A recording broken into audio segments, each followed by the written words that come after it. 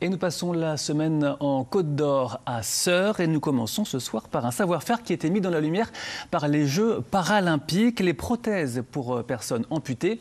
Et chez Proteor, il s'en est passé des choses, de ce qu'on appelait la jambe de bois à celle en nouveaux matériaux avec des capteurs. Une technologie encore chère et mal remboursée. Un fleuron bourguignon que nous présente Sébastien Quéroux.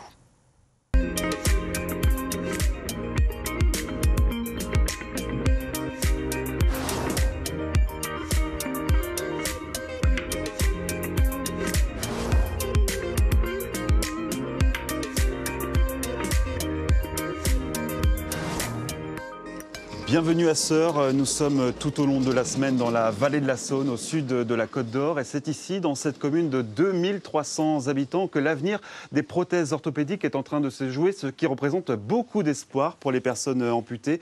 Bonsoir Nicolas Piponio. Bonsoir. Vous êtes ingénieur pour l'entreprise Proteor. On voit ici la toute dernière génération de prothèses que vous avez conçue ici. Vous pouvez nous la présenter ? Oui, bien entendu. Il s'agit de notre prothèse SIN6.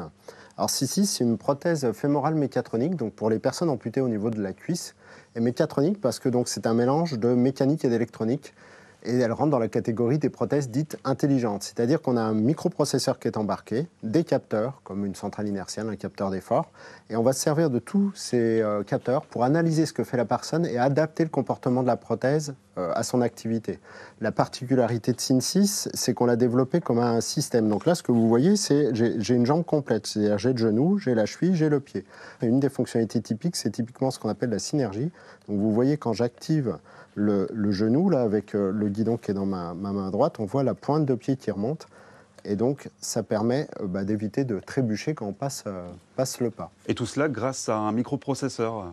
Tout à fait. On va regarder, le processeur va regarder ce que fait la personne grâce au petit capteur, va détecter si la personne est en train de marcher à plat, en pente, dans des escaliers, et va gérer la résistance des articulations. Et aujourd'hui, Proteor emploie 180 salariés ici à Sœurs. Et parmi ces salariés, il y a notamment Dolores. Bonjour. Ça vous fait quoi de travailler sur ce genre de prothèse ? Écoutez, aujourd'hui, c'est une fierté.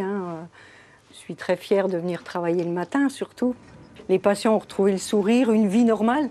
Nous, on ne peut pas vraiment se rendre compte de leur handicap. Et quand on les voit aujourd'hui vivre comme nous, elle peut ramasser un stylo par terre, son portable, elle peut mettre 40 paires de chaussures, elle peut un jour mettre des baskets, une soirée, des escarpins, tout ça, c'est merveilleux, quoi. On se dit qu'on fait un métier utile. Ah oui, merveilleux, utile, et puis on est fiers, tous fiers.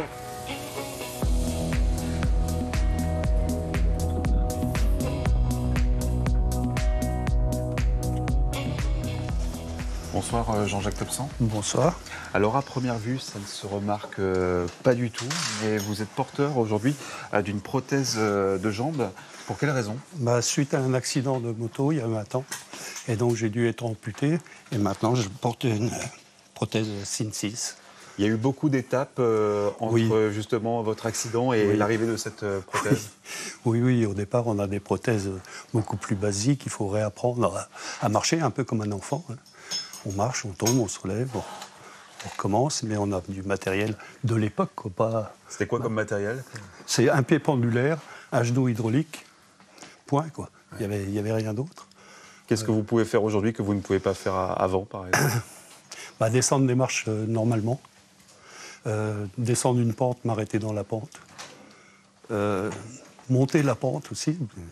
Enfin, il n'y a que des biens, que du mieux sur cette prothèse, quoi.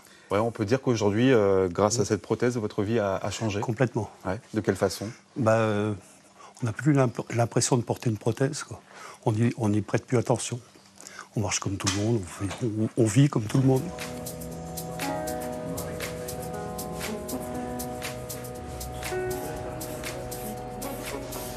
Philippe Signoret, bonsoir. Bonsoir. Vous êtes le directeur de l'usine Proteor. Alors un mot tout d'abord sur l'accessibilité de ces prothèses nouvelle génération. J'imagine que ça coûte cher ? Oui, aujourd'hui, effectivement, on va trouver des tarifs en fonction des modèles qui sont très variables.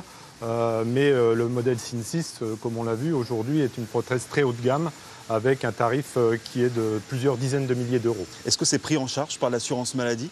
Alors l'assurance maladie, pour le moment, on est en cours de négociation avec l'assurance maladie justement pour le remboursement de cette prothèse. Par contre, le système assurantiel, aujourd'hui, assurance privée, peut permettre, sous certaines conditions, un remboursement. Est-ce qu'on pourrait imaginer un jour une prothèse ultra réaliste, une vraie jambe ? Alors on va déjà passer à la phase d'amélioration du SIN6. Je pense qu'on aura quelque chose qui va être plus accompli dans les quelques années à venir. Par contre, oui, évidemment, les technologies changent. On voit avec l'impression 3D, avec l'intelligence artificielle, enfin tout ce qui tourne autour de nous aujourd'hui, on ira tout doucement vers une vraie jambe artificielle. Eh bien, en tout cas, merci beaucoup Philippe Suneret de nous avoir fait découvrir les coulisses de Proteor, une entreprise implantée à Sœurs depuis 112 ans maintenant et qui fournit aujourd'hui près d'un appareillage sur 5 en France.